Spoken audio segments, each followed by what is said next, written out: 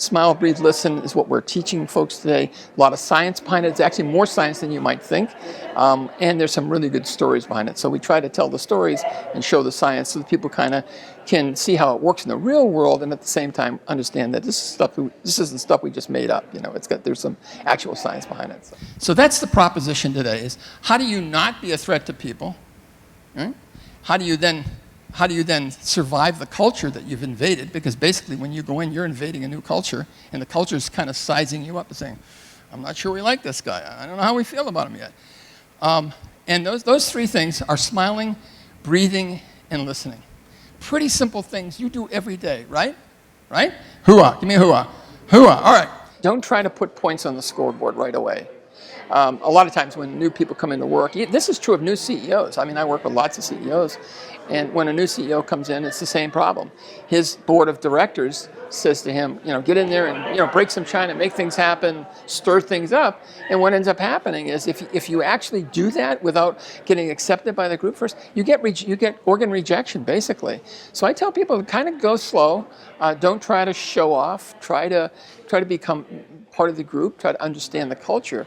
Ask a lot of questions. How does this work? What do you guys like to do? Try to respect the other person's culture. Some facts. Smiling is primal. We actually have sonograms of kids smiling in the womb. Floating. Why wouldn't you? You're floating around. Somebody's carrying you all over the place. It's a pretty good deal, right? I mean, it's like, hey, that's pretty good. She feeds me. I don't have to walk.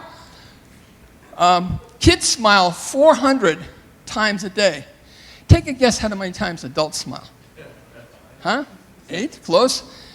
20 times a day on average. Adults smile 20 times a day on average. That's why grandparents like me would much rather hang around with our grandkids than our own kids. They're much more fun. Come on, you either know anxious or depressed people.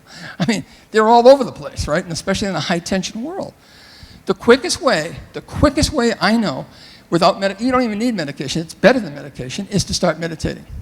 Do it regularly, increase it as much as you can every day. But as Beth Cabrera, who's my partner at George Mason, says, do as little as you can. Start with 2 minutes and build it up over time.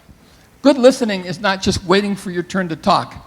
You know how people just sort of sit there ready to pounce? As minute you take a breath, they're in it, and they're rehearsing what they're going to say. This is really about getting interested in what the other person has to say. The more you do that, the more what's called reciprocity will take place, the more the other person will want to listen to you. It's called speaker-listener technique. And I'm just going to explain it to you very simply right now. We're not going to have a chance to do it. But it's where one person tries to figure out what the other person's problem is. That's all it is. You do not try to solve the problem, just try to understand it. Just try to understand it. That's all they want. So when somebody's upset, somebody's working for you, they're upset, they're having a problem, don't try to fix it. Don't try to solve it. Ask them to figure out what it is, because many of the times people have this sort of free-floating anxiety about something, but they really, until they articulate it, until they tell you what it is, until you understand, only when you can paraphrase back to them what the problem is will you have done your job as a leader. And so it's sort of one leader at a time for me, and it reminded me of the starfish story. And there's a kid who's walking on the beach, and all these starfish have washed up on the beach, and they're high enough on the beach that if they don't get water again, they're all going to die. They're baking out. They're drying out. And there's this young kid, 10 years old, is walking on the beach, and as he's walking, he's throwing these things into the water, one after the other. And this old guy starts walking towards him, and when the old guy gets right up to the kid, he says, "What are you doing?" He said, "I'm saving starfish, one at a time." And the old man goes, "There's thousands of starfish out here. You'll never save all these starfishes." So the kid just looks at the old man, and he reaches down and grabs the starfish, throws it in the water. You hear it plunk in the water. He said, "Well, I saved that one."